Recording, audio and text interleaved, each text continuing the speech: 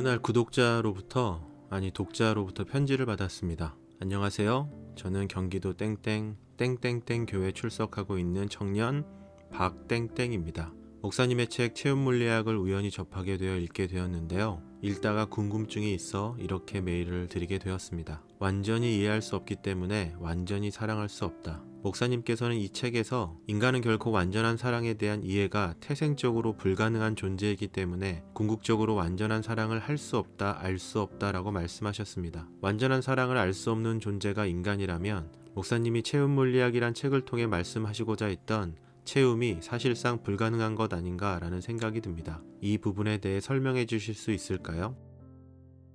오늘은 좀 편안하게 얘기를 해보도록 하겠습니다. 먼저 이렇게 질문을 공유할 수 있도록 허락해 주셔서 감사드리고요. 그리고 이런 귀한 질문을 통해 또 저 또한 다시 한번 생각하고 또 정리하게 해주셔서 감사드립니다. 먼저 이해에 대한 부분입니다. 즉 쉽게 말해 인간은 사랑을 온전히 이해하고 있는가? 저는 그렇지 않다고 생각합니다. 한 가지 예를 들어보면 쉽게 설명할 수 있을 것 같아요. 저는 제 아이를 굉장히 사랑합니다. 그러나 안타깝게도 저는 제 아이의 모든 생각을, 감정을, 마음을 알지는 못합니다. 문제는 제 아이가 받길 원하고 필요한 사랑이 아닌 내가 생각한 나만의 사랑의 개념을 아이에게 저의 경험과 생각과 판단을 바탕으로 일방적으로 전해주다 보니까 언제나 문제와 마찰이 일어난다는 것입니다. 왜 이런 일이 생기는가? 저는 두 가지 이유 때문이라고 생각을 하는데요. 첫 번째는 내가 아는 사랑의 경험이 전부라고 생각하는 저의 교만함 때문이고, 두 번째는 내가 아는 사랑의 경험이 내 아이에게도 필요할 것이라고 확신하는 저의 오만함 때문이라고 생각합니다. 이 두 가지를 쉽게 예를 들어 설명하면 이렇게 설명할 수 있을 것 같아요. 저는 정말로 미역 무침을 싫어하거든요. 초등학교 때부터 반찬으로 어머니가 그것을 해주시면 저는 단 한 번도 입에 넣어본 적이 없습니다. 어머니가 싫어서도 아니고 어머니의 정성을 몰라서도 아니에요. 생미역 무침은 저에게 구역질이 날 만큼 너무 역한 맛과 향이 있기 때문에 그렇습니다. 그런데 놀라운 사실은 저희 어머니께서는 늘 반찬으로 그것을 해주신다는 것입니다. 어머니가 미역 무침 반찬을 해주시는 이유는 저를 골탕 먹이기 위함도 아니고 저의 건강을 상하게 하려는 목적이 있어서도 아닙니다. 그죠? 저의 건강을 위함이고 저를 사랑하시고 아끼는 마음이 있기 때문입니다. 저는 이런 경험을 통해서 다시 한번 깨닫고 배우게 돼요. 세상에서 그 누구보다 나를 가장 사랑하시는 우리 어머니도 내가 원하는 것이 아닌 본인이 당신께서 중요하고 좋다고 생각하는 것을 사랑이라고 생각하고 주시려고 하는구나 라는 것을 알게 됩니다. 이게 뭔가 사랑에 대한 교만함과 오만함이 주는 결과입니다. 인간 누구나 이와 같은 사랑에 대한 교만과 오만함이 보편적으로 있어요. 보편적으로. 이것은 죄로 타락한 모든 인간에게 보편적으로 존재하는 죄의 본성이거든요.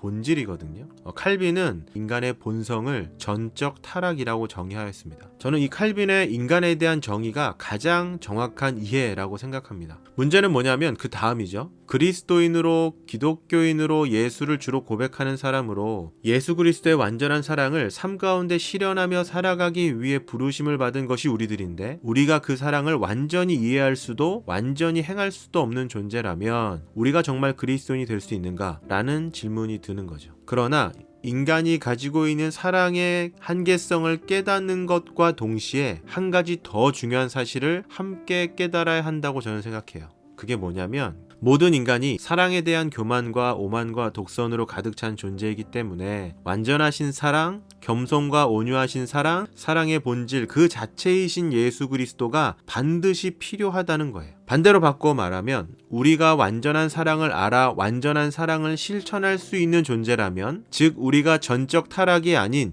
전지전능한 존재라면 우리에게 예수 그리스도가 필요 없겠지만, 우리가 죽은 힘을 다해 평생을 사랑하고 아낀다 하여도 그 사랑의 대상이 내 부모, 내 자녀, 내 배우자 혹은 그 이상의 대상이라 하여도 우리의 사랑은 결코 완전한 사랑이 아닌 보잘것없는 사랑이기 때문에 우리에겐 반드시 뭐가 필요하다? 완전하신 사랑, 예수 그리스도, 나를 사랑하사 나를 위하여 자기 자신을 기꺼이 버리신, 만물을 창조하시고 다스리시고 지금도 모든 만물을 주관하시는 창조주, 전능자, 위대하신 하나님 아버지, 그 예수 그리스도의 사랑이 저에게도, 이 질문을 한 청년에게도 반드시 필요하다는 거예요. 각설하고 그러면 그 사랑이 우리에게 있을 때 어떠한 일이 일어날까? 여러 가지로 설명할 수 있지만 저는 체험물리학에서 한 단어로 이 결과에 대해 설명했습니다. 그게 뭐냐면 바로 겸손입니다. 예수 그리스도의 사랑을 알고 그 사랑이 부어주시는 놀라우신 은혜로 성령이 충만하게 되면 예수 그리스도와 같이 친구를 사랑하고 가족을 사랑하고 자녀를 사랑하고 세상을 향해 잃어버린 영혼을 사랑하고 예수 그리스도와 같은 사랑의 행함, 실천이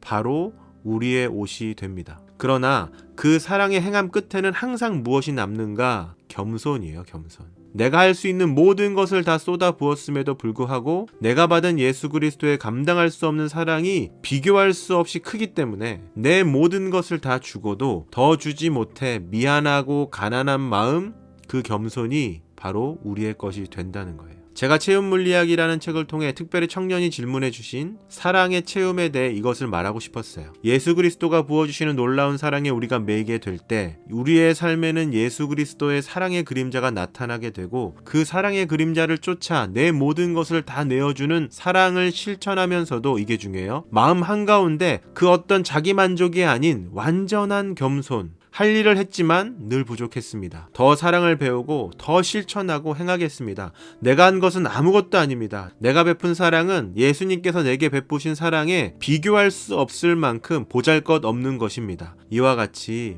겸손의 열매가 맺히게 될 것이라는 것을 말하고 싶었습니다. 질문해 주신 청년 덕분에 겸손을 생각해보게 되고 또 겸손을 다시 한번 배우게 됩니다. 바라기는 완전히 이해할 수 없는 자기 자신에 대한 이해에서만 머무르지 않고 청년과 저와 우리 모두 안에 있는 그 빈 공간을 넘치도록 채우시는 예수 그리스도의 사랑으로 인해서 사랑의 열매가 맺혀나가길, 또 겸손의 열매가 나타나길 예수님의 이름으로 축복하고 싶어요. 빈 깡통이 시끄럽다고 그러잖아요.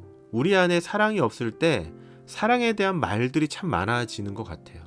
빈 깡통 같은 우리가 예수님의 사랑으로 가득 차 넘쳐서 흘러넘치는 그런 삶을 우리 모두가 살아가기를 예수님의 이름으로 축복합니다. 답이 되었기를 바라고요. 언제나 이런 질문은 대환영입니다.